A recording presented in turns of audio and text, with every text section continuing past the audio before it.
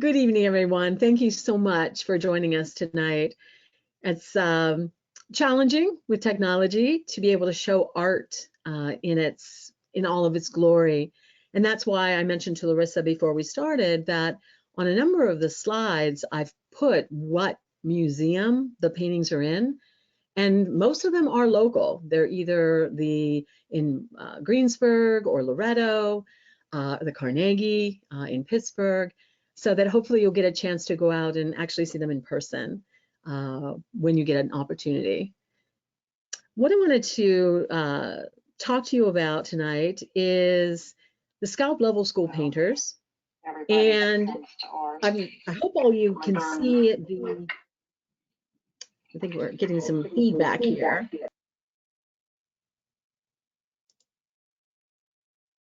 Okay. Try that now, Val. I muted something. Okay, hopefully that worked, yes. To talk to you a little bit about the Scalp Level School painters and introduce their ideas to you. They're a school of painters that were prevalent here in this region, in Johnstown, Scalp Level, Windber, that's all this general vicinity, beginning after the Civil War. The first time that the leader of the group, George Hetzel, visited this region was in 1866. He came up for a fishing trip from Pittsburgh and enjoyed the pristine beauty of the land in this region. And that's why I titled this talk about this kind of memorializing of nature, because what you see today in that region is not what they would have seen. And so the question I get most asked probably is, where was a particular painting painted? And we're just not going to know that. It's just, I mean, there are rocks, there are trees, but the landscape was totally upturned by the coal mining and the logging that happened at the end and at the turn of into the 20th century. So we can appreciate these in the context that they exist. The photograph that you see at the top left there is of the Scalp Level School painters, and you can see they included both men and women. Unfortunately, for a number of the female members of the group, we have no real biographical information in terms of what year they were born, what year they died, what specific works they did. The few that we do know were the daughter of George Hatsell, for instance, was a member, one of Alfred S Wall's sisters. So there were some women that were a part of this group as well. And what they did, of course, was come up in the summertime and enjoyed the beauty of the summer months, and then traveled back to their home cities. Most lived in and around Pittsburgh. Some were in Baltimore. Others were over towards Philadelphia. And they were loosely connected. The Pittsburgh artists tended to gather at a art supply store in Pittsburgh called, sorry, my brain's piping apart there, Gillespie. Gillespie is the name of the art store where they gathered together. And what they did when they came here is what you're looking at in that photograph. They would produce sketches of elements of nature. And what you're looking at on the right is actually one of their sketches. These sketches would not just be done in charcoal or in pencil, but some of them were done in paint, like you're seeing here. This particular one is one by Alfred S Wall. They would paint what we call on the plain air or in nature, outdoors. Quick, relatively rapid sketches of the environment, but they didn't paint their large paintings outdoors. They would take their sketches that they had made during the course of their time here, go back and then produce works in their studio. And that's why I say that it's difficult to also know where exactly a painting was done, because they weren't like photographically trying to render paintings. They are a scene. They were actually combining elements, maybe a part of a stream and a rock here, maybe this grand tree here, maybe a waterfall here, and they're composing a picture. It's not, like I said, like photographic. It's not something that they are intending to capture that. It's intended to be relatively poetic, you know, musing on nature and the beauty of nature. You can see I've got a list of some of the more prominent ones. These are actually the ones I'm going to show you some examples of. George Hatsell, Alfred S Wall, Charles Linford, Martin B Lesser, and Eugene Alonso Poole. Now, these painters, for the most part, were academically trained. We're not talking about painters who were, you know, just dilettantes who maybe were self-taught. They were highly trained painters.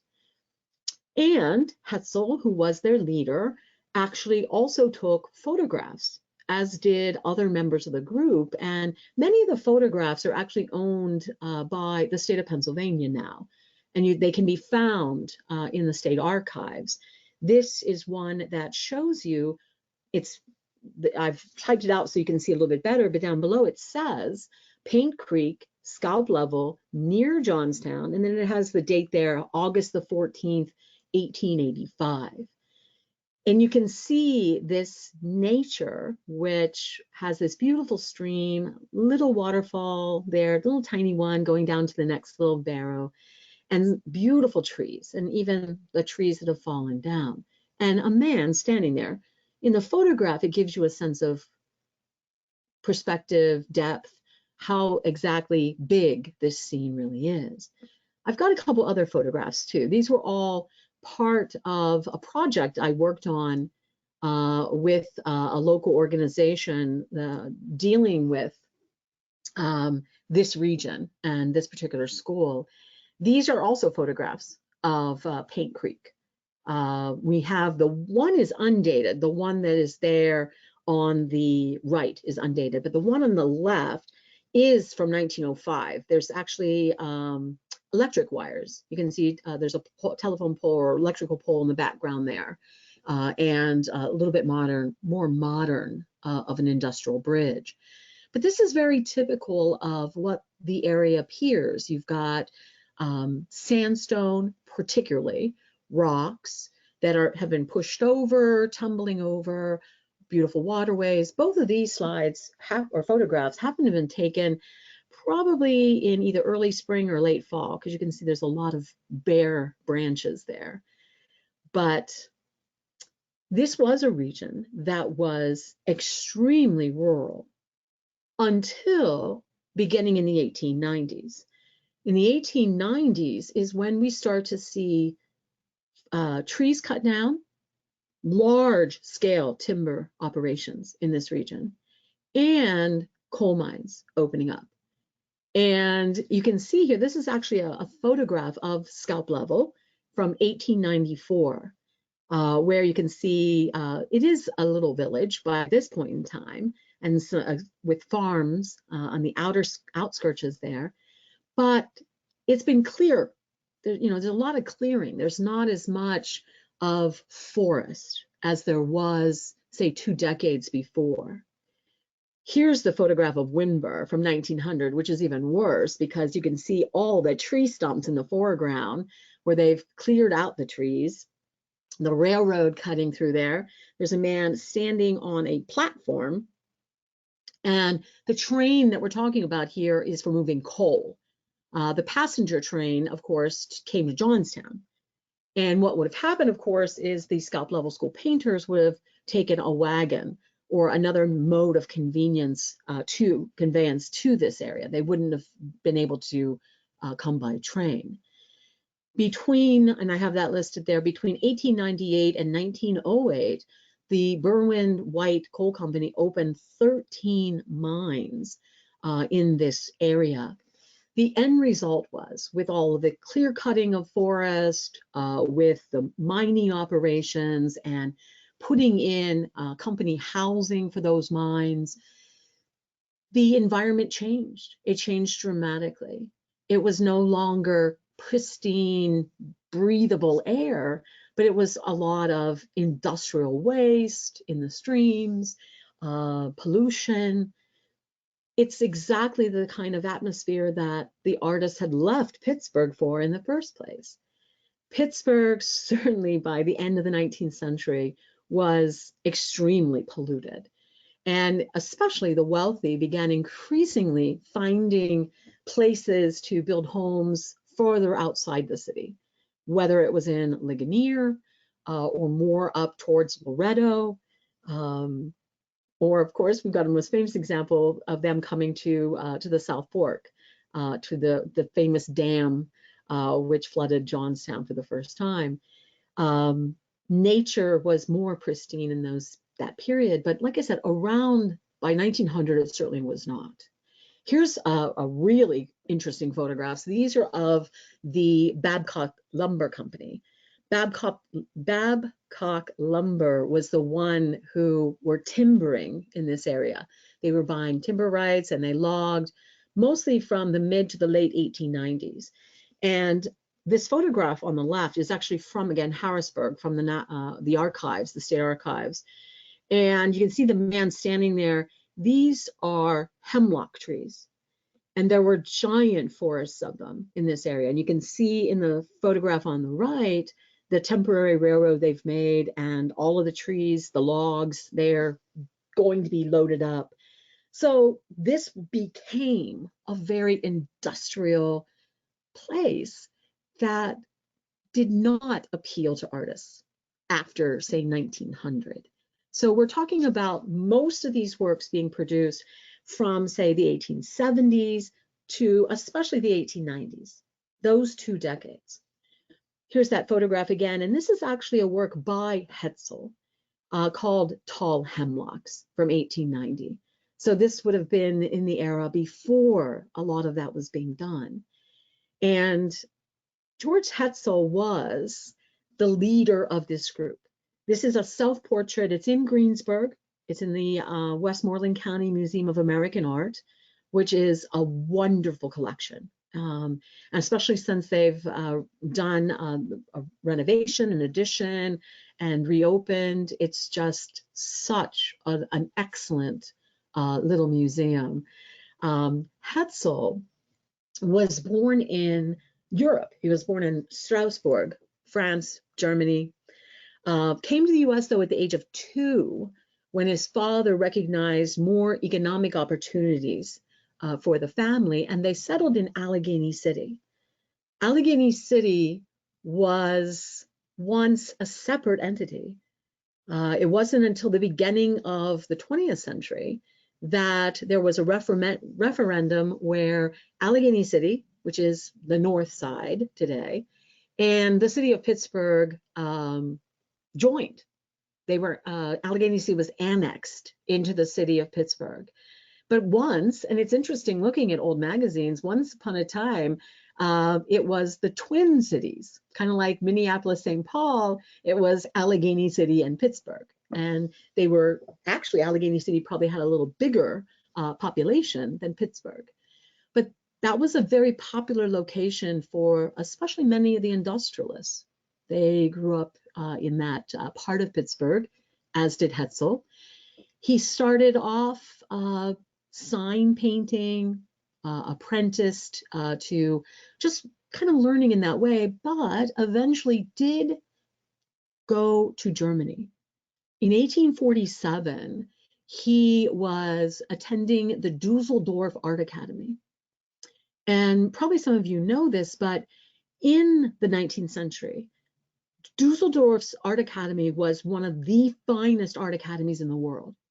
There were a lot of American painters that went to school there, including, well, not as an American, but as a painter. Someone who was there was Emanuel Lutz, who most famously painted the George Washington crossing the Delaware painting.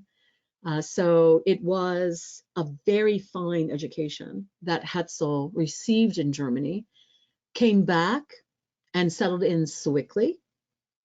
And again, like I said, I put on there, he first visited Scalp Level in 1866.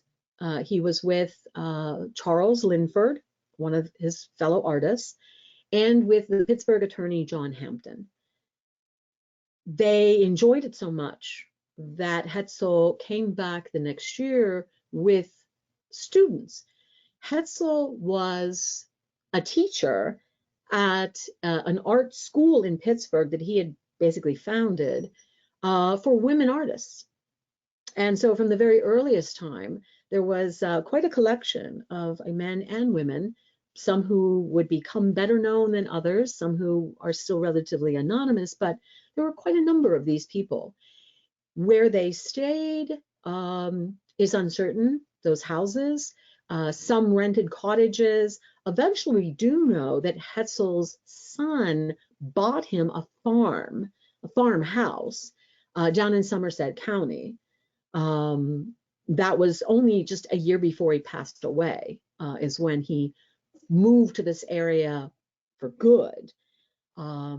He had moved to Philadelphia for a period of time because he recognized that patrons in Pittsburgh, there was a lot of money, obviously. The Mellons were there, Frick, Carnegie, but especially Mellon and Frick, they preferred to buy old master paintings from Europe.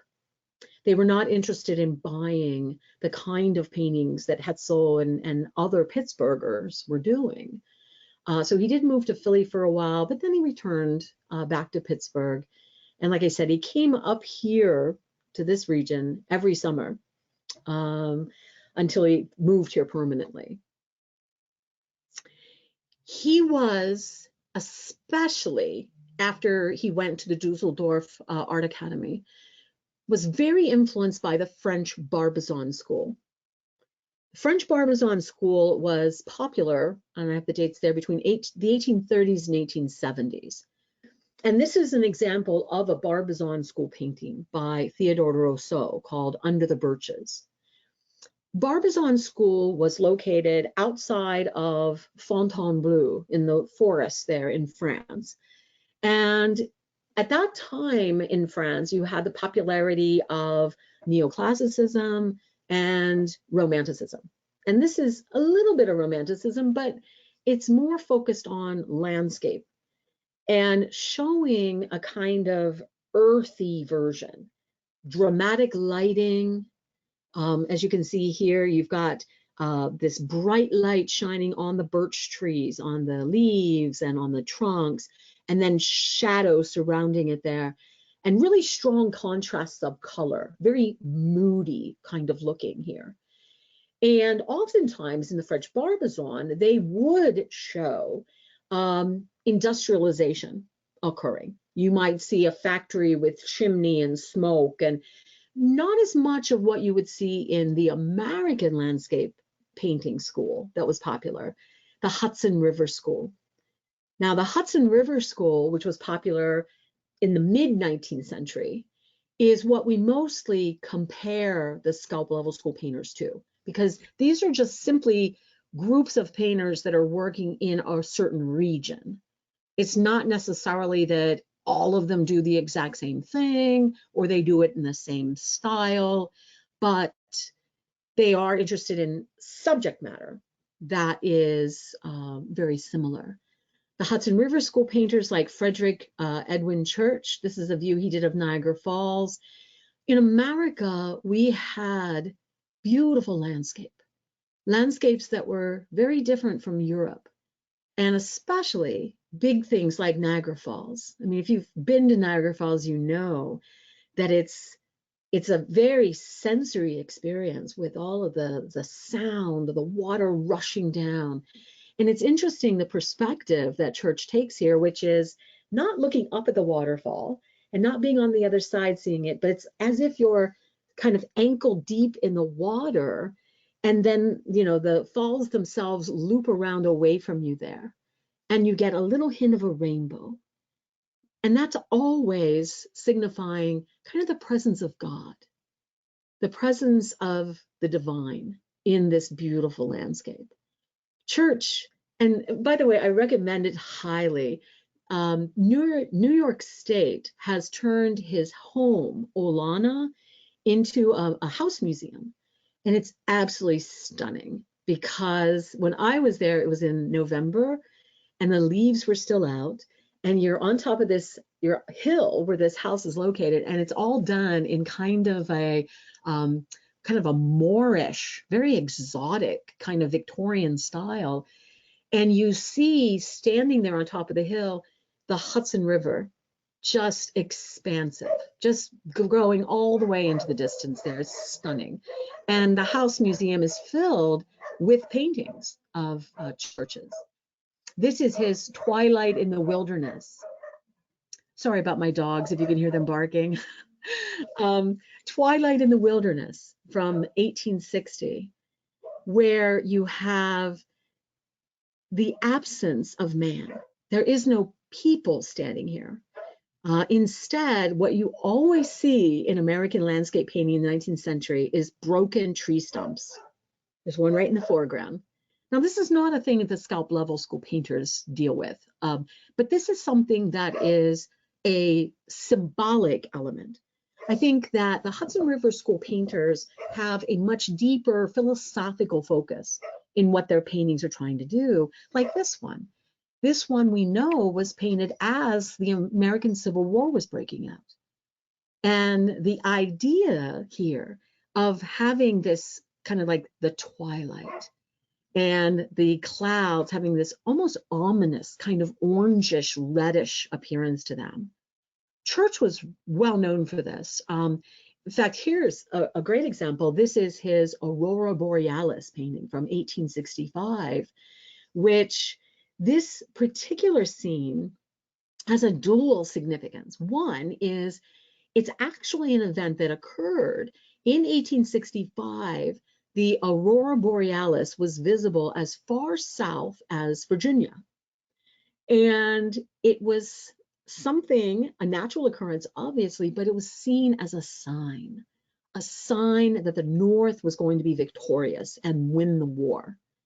And Church was very much a Northerner and did paintings that were propaganda for the North and to rally people's hopes. But this is what that type of painting does. This is different. The Hudson River School painters, most of them were in New York, and they had a ready-made market for people to buy their work. It wasn't just Church, of course. One of my favorite is Jasper Francis Cropsby. This is his Autumn on the Hudson, where you see the landscape as an exploration. You enter into it, you can see a little pond and some rocks, and you go down a little hill, and eventually there's another little creek or river, and then eventually you make your way down to a lake and the trees and the mountains, and you've got this sunburst coming out. This painting is interesting because, of course, of the autumn leaves. And we're going to see the Scalp Level School painters. This was a particularly favorite season for them. So they weren't up here just in the summertime. They would linger into autumn. But Cropsby, when this painting was exhibited, actually was in London. It was put on exhibition there. And the public in England didn't believe that this painting was drawn from nature because in England, they didn't have the variety of leaf color. The color of the leaves was not as varied as this is. And so Cropsby actually had a friend in the United States gather leaves and mail them to England and put them on display in front of the painting so that people could see that, yeah, there actually are leaves that are this color. But like I said, there is an interest in autumn too. Here's another one of Cropsby's where it's the same thing. Here you do see two hikers and their dog on this rock in the foreground. And of course, in the background is this railroad bridge. And you can see the train on it with the smoke steaming out of it.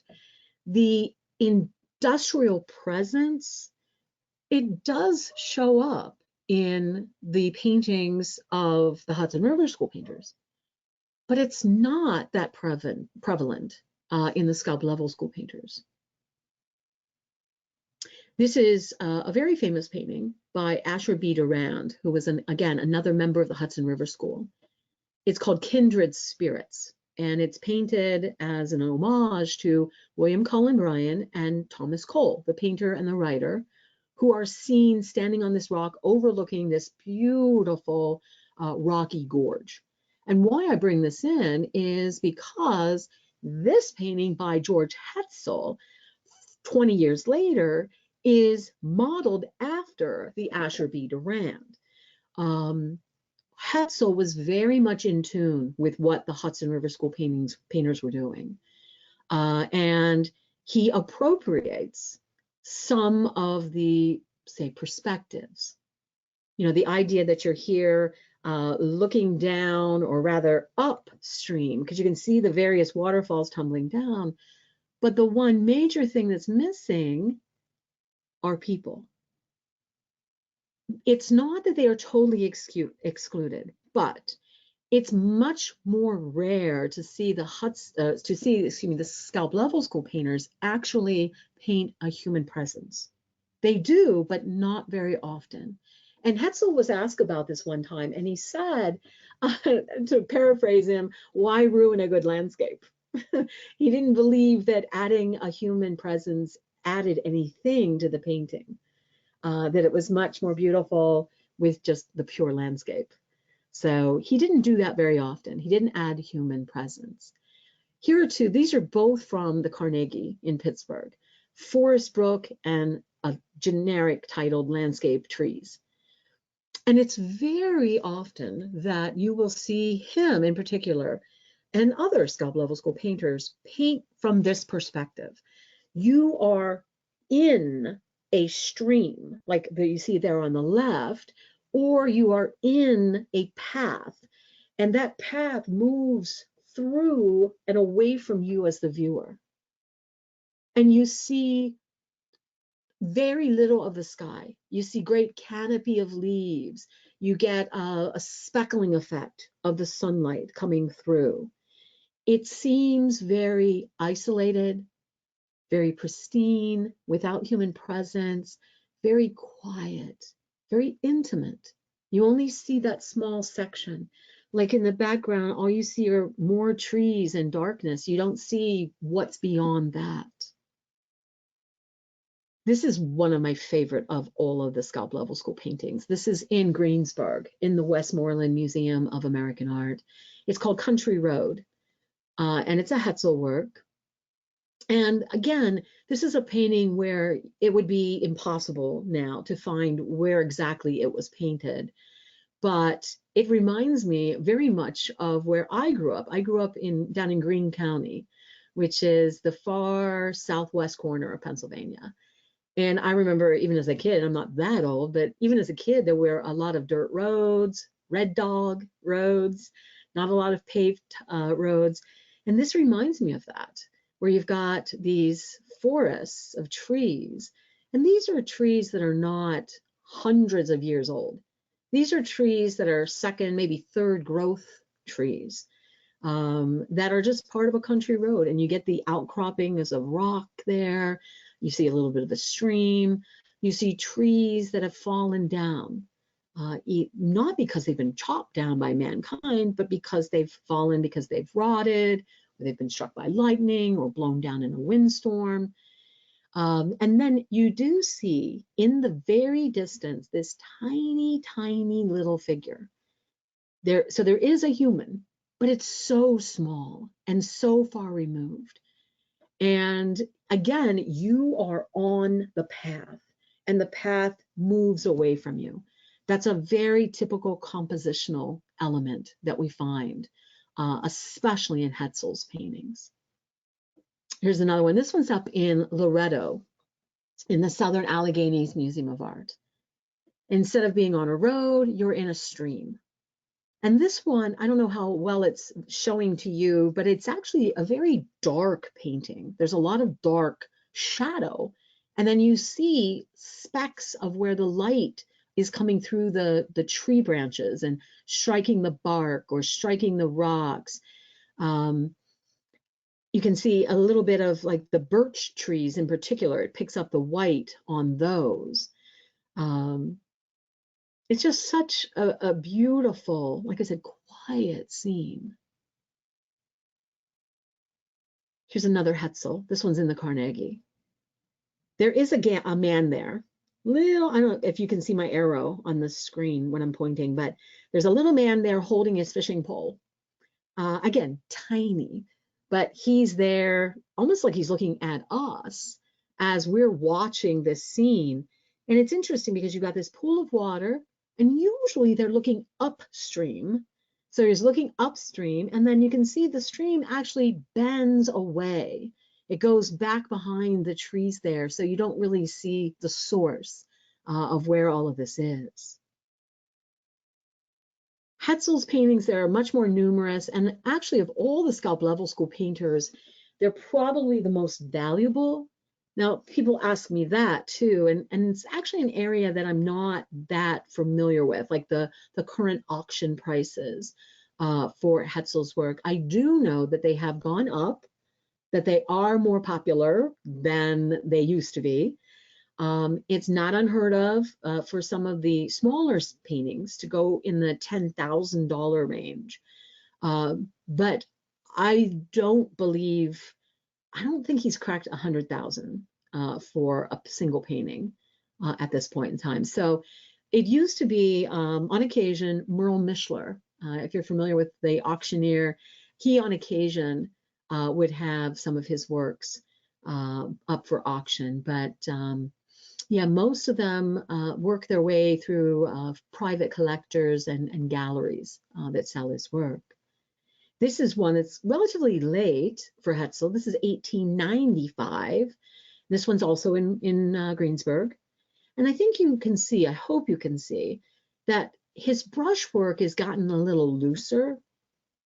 And you know, people have asked me, is that because of any influence of Impressionism, which was popular by this point in time? It's probably not. There's not, as far as I know, any profound impact of Impressionism on these painters, but it's probably a much more easily understood phenomenon. Age. We all get old.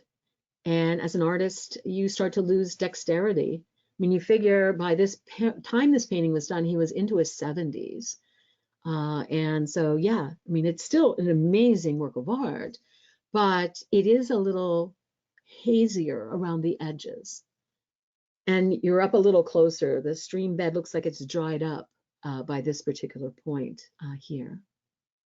Most of Hetzel's are done in spring and summer. There are lots of green. But that's not true for all of them. Here's a self-portrait of Alfred S Wall. This is also in Greensburg. I'm not sure it's on display, but I do know the museum there owns it, as they also own the painting on the right. They're called Landscape, where there is, again, a man, very small, and it looks like he may have his dog next to him, either seated or standing there. But it's obviously autumn. You can see the leaves, the orangish colors, the reds, the golds. The branches are more thinned out, and the leaves are on the ground more so. Lots of, like I said, the rocky formations, the stream itself quite low in this particular scene. Wall. This is also in Greensburg, late autumn in the woods. We don't have a date for this, but I suspect it's actually from the 1890s, because again, the brushwork would seem to indicate that. And the leaves, look at the way he's captured them, where they're floating on top of the water along the edges of the stream. Just beautiful. Here's one in Loretto, up at the Southern Alleghenies Museum of Art. This one's called Scalp Level Landscape. I mean, I don't mean to kind of beat that over the head, but it is a very standard thing to see, this idea of fallen trees, of looking up a stream or through to a clearing, where in this instance, you can see the clearing there where there's more sunlight than in the foreground. These painters didn't, I should say, just paint landscapes. They actually painted still life, portraits. There was a little bit of everything that was being painted here. So it's not just landscapes, but that's what we're most interested in today. Here's Martin Lesser, his painting, Scalp Level. This is in the Carnegie. This actually is a pretty good high def image that I acquired. Now, this one does have a very strong human presence. The wagon being pulled by the horse, the figures seated in the wagon, and they're traveling on a road. And you can see the road disappears over a hill, but then it continues up the hill in the background. Here, you see a tree stump that has been chopped down. This is not just a tree that has fallen accidentally. And so there's obviously a human presence that's being reflected in this work. It is oil. Most of these are oil paintings done on wood board or on canvas.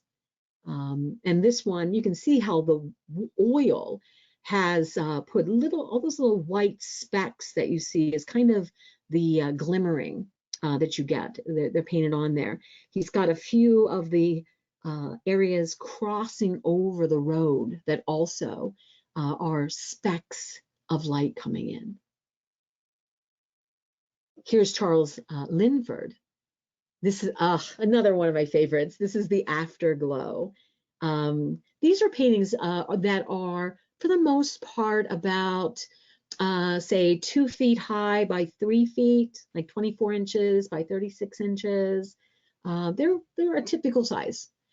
Some of them are a little smaller, but most of them are the typical size of a landscape painting of that era. Not many are large, like really large.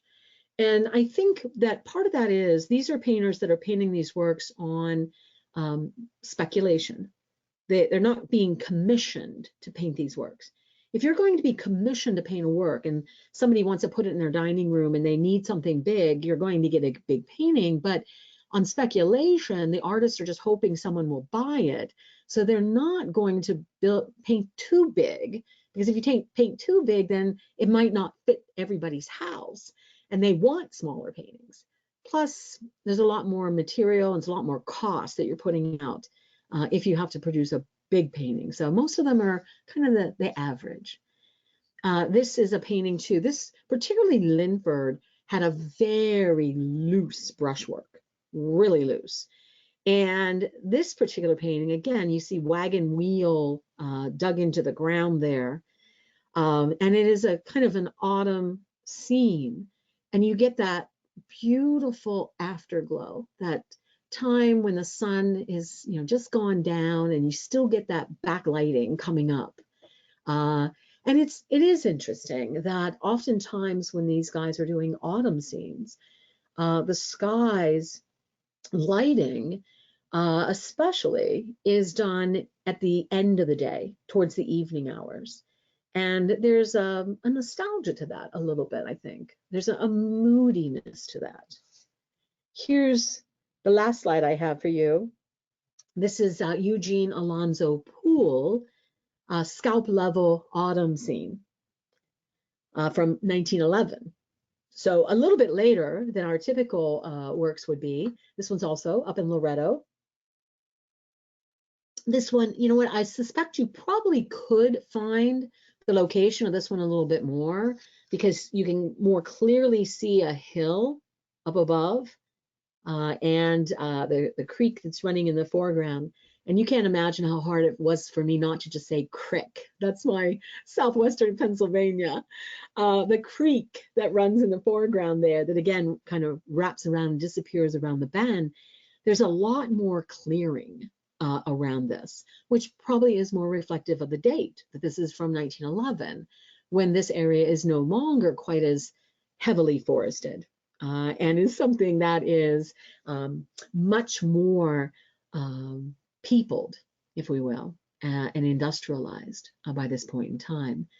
But I think that the autumn paintings of the Scalp Level School painters especially are just lovely examples You know, that really is one of the most beautiful times of year in this area is autumn. Summer too, obviously, with the cooler temperatures than most places, especially compared to Eastern Pennsylvania, Philadelphia, that area, and even down towards Pittsburgh.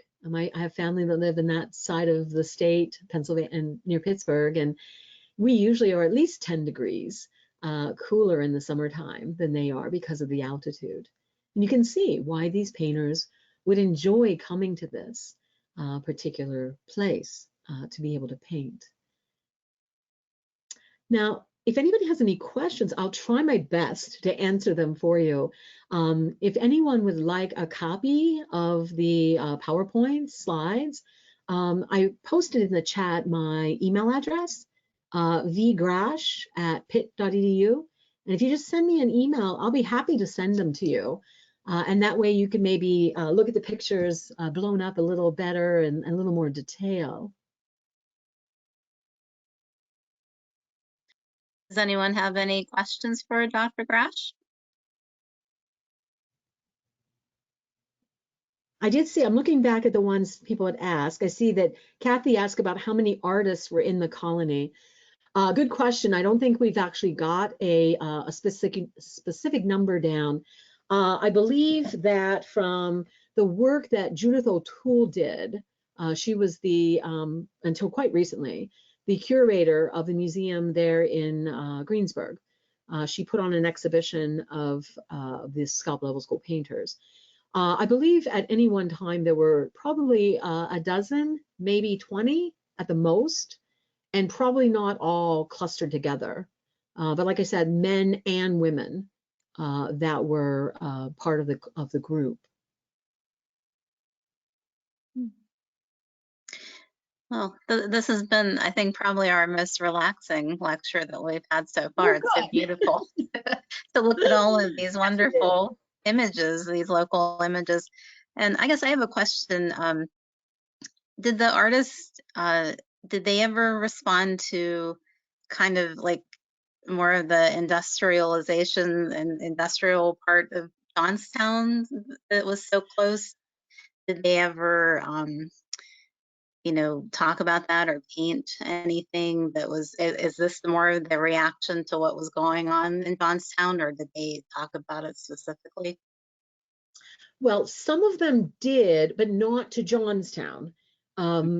Also in Westmoreland, in the museum in Greensburg, they have a huge collection of industrial paintings.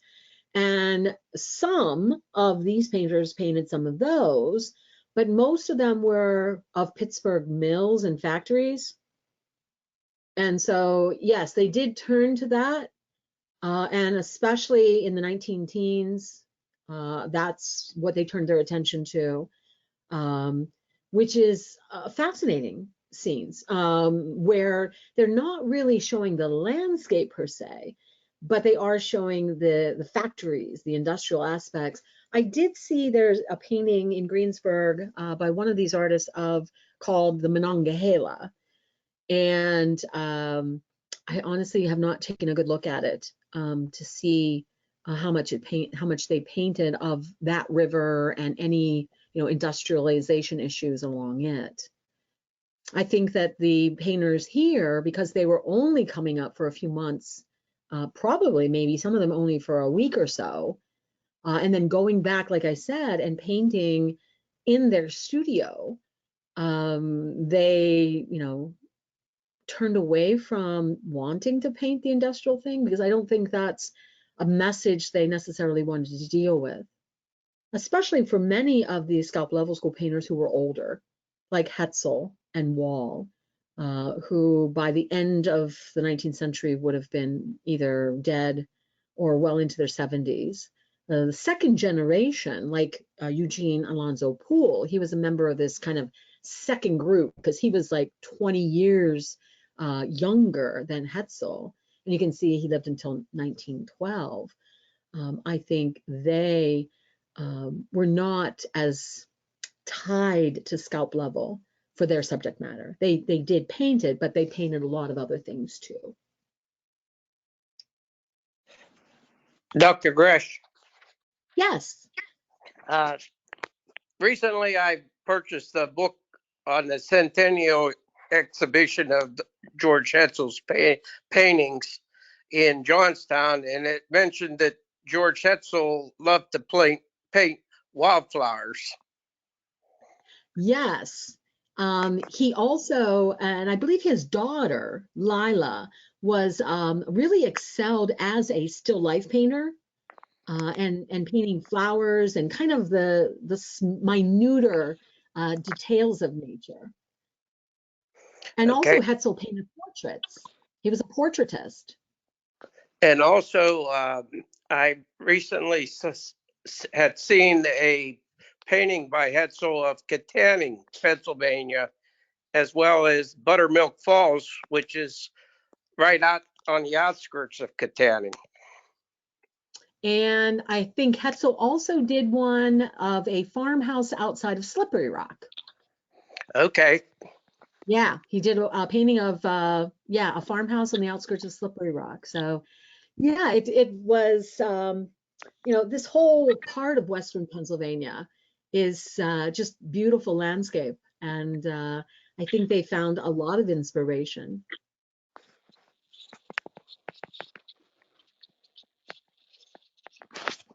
I was wondering, could you just give another brief description for the people that came to the lecture a little bit later, where exactly this is, and for maybe people that are joining that aren't from the area?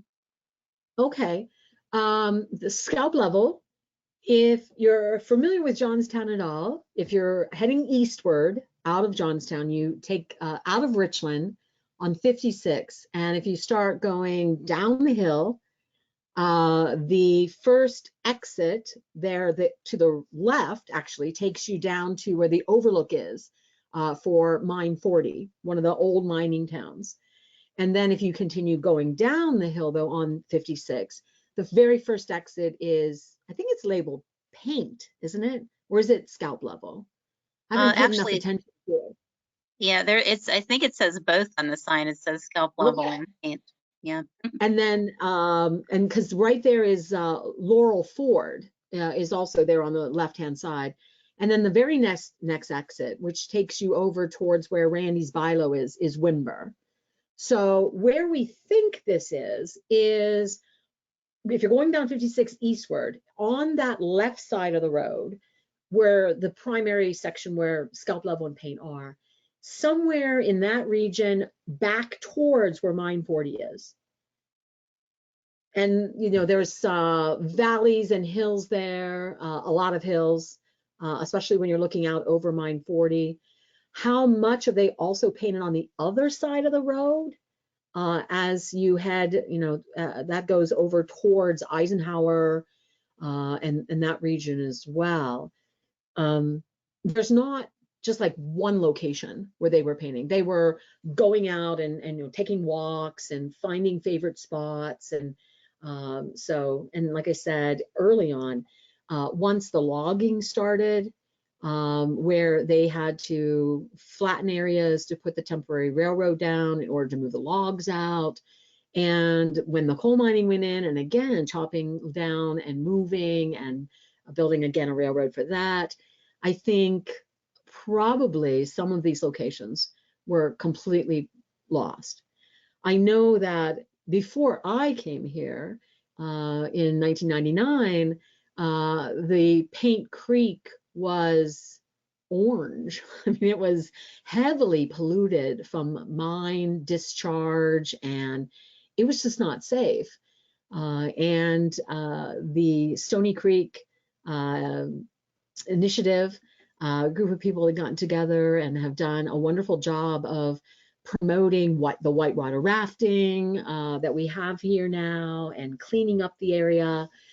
They've really changed it, but it's never going to obviously go back to what it looked like when these people painted. Now, some of the Scalp Level School painters, I can tell you, did paint Johnstown, but not the city. They painted down the Conemaugh River towards where there's what called the Conemaugh Gap, right? As you're going down towards Yeah, Broad 50, Street. yeah, and Yeah, 56. down Broad Street. That's not Central City. That's, what's it called down there? Central City? No. Because Central City's out in the country the other direction. Cambria City. Cambria City. Cambria City, that's it. Cambria City, yeah, down towards that way. That's where you can see this wonderful view of the river and the gap. And there's quite famous works that have been done of that. But yeah, I wonder too, I've never read anything about what impact the flood may have had on these artists coming up into this region. I do know that Judith O'Toole, when she was the curator down in Greensburg, told me when I brought a group of students down there once that they have a ton of original documents that are in their archives that no one has gone through, that they're begging for someone to come and do more research on it. And honestly, it's not something I'm wanting to do. I've got lots of different research interests, and that right now is not one that I want to dig into. But anyone that is, I mean, she's gone now, but they have a new curator who has changed it down there, where I think it's still the same now, that they don't charge admission. It's free to the public, the museum down there, and they changed it after. Richard Schaeff died. Richard Mellon Schaeff. When he passed away, his art collection was split between the museum in Greensburg and the museum in Brandywine over in Philadelphia. And basically the two museums were just made lists.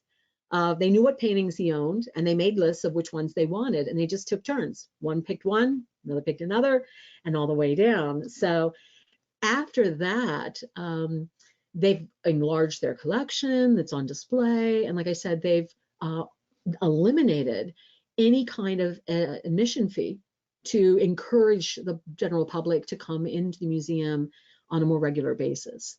So I do think they're closed for COVID, but once they hopefully reopen soon, and if you live in this area, if you haven't gone, I cannot recommend it more.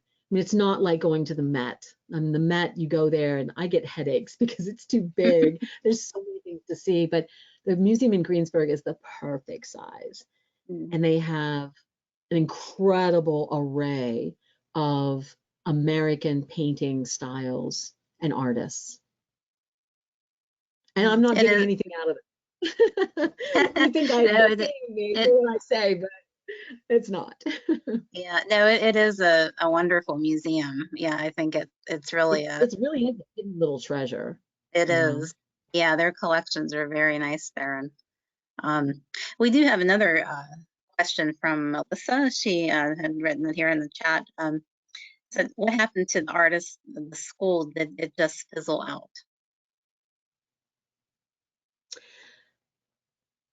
Oh, I can't see that one. Yeah, but yeah, I think that, well, once the first generation of the artists died, the second generation, I think, lost interest in the subject matter, or at least the region, because of the industrialization of it.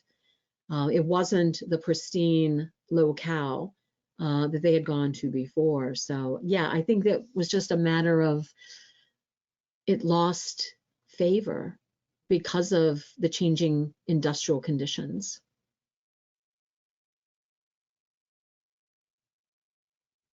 Is there any other questions for Dr. Grash?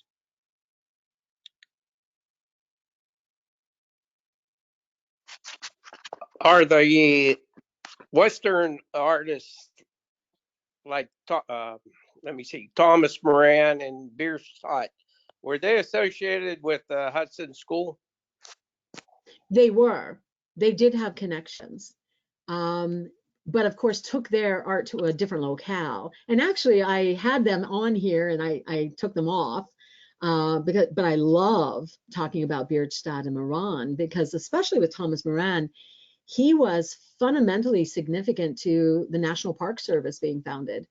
when he painted Yellowstone and the Grand Canyon and Yosemite with Bierstadt, these tickled the fancy of Eastern citizens who had never seen landscapes like that, especially Yellowstone. All the geysers and pools and everything.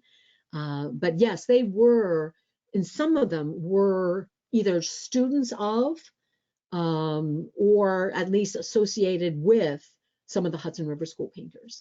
Now, unfortunately, with the Scalp Level School painters, we do have Hetzel having some knowledge of and some connection to talking to some of them, but not as a student. And as far as I know, none of the others were students of Hudson River School painters either. And again, if you love art, I'm going to plug Olana, O-L-A-N-A, Olana. It's a house museum in New York State in the Adirondacks. That was Frederick Church's home. And it's lovely because it's like I said, it's a Victorian kind of Moorish style, very exotic, but his real paintings are in the house. And it's fascinating to see how art was not in a museum, not with a label stuck next to it, but in a setting where you see it, cluttering a wall with other works of art. It's absolutely stunning place to visit. Yes, I've been there a while back, and I happened to look out onto the Hudson Valley, and I was looking at these clouds. It was late afternoon, and it was a perfect summer evening, and I said, "Oh my God, these are the same clouds that Frederick Church painted." Exactly. Yes. It's amazing how nature can put you right in a moment and see, where these people were and what they saw.